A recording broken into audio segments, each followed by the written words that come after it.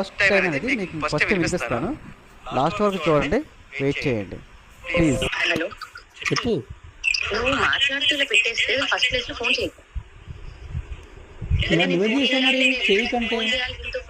నేను చెప్తే కాదు, నీకు ఫోన్ చేసే ముందే చెప్పా. నేను నా బాధ చెప్పుకుంటా ఫోన్ పెట్టేస్తాను.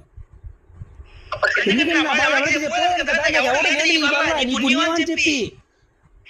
నేను ఎవరు నీ ఫ్రెండ్ అంటే ఫస్ట్ ఆడికి ఫోన్ చేద్దు. నీ ఫ్రెండ్తో మాట్లాడి నేను వద్దురా, ఇవన్నీ వద్దు. ఇప్పుడు కూర్చొని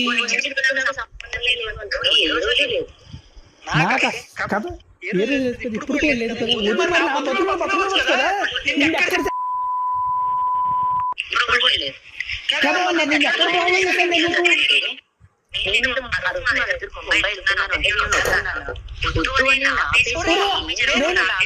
నేను చెప్తా, నేను నీకు చెప్తా.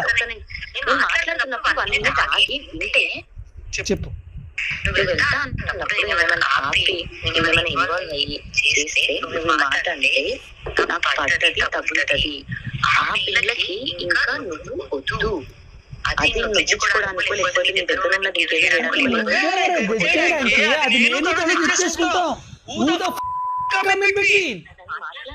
మాట్లాడి ఆల్రెడీ నీ గురించి చెప్పాల్సిందంత చెప్పేసింది, అర్థమైందా?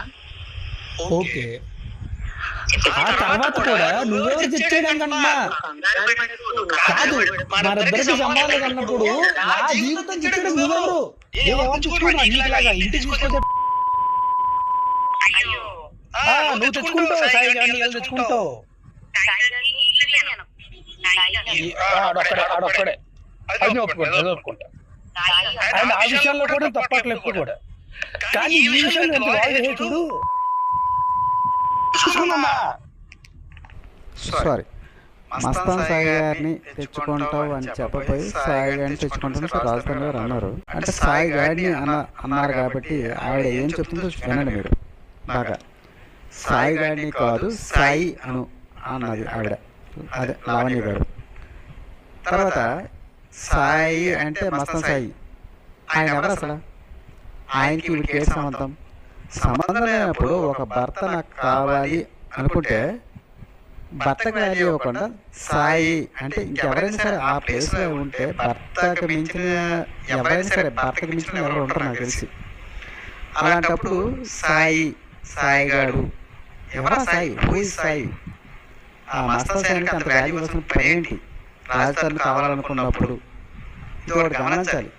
గమనించకుండా Lavanya justice Lavanya, justice Lavanya, justice Lavanya అని చాలా కామెంట్స్ పెడుతున్నారు.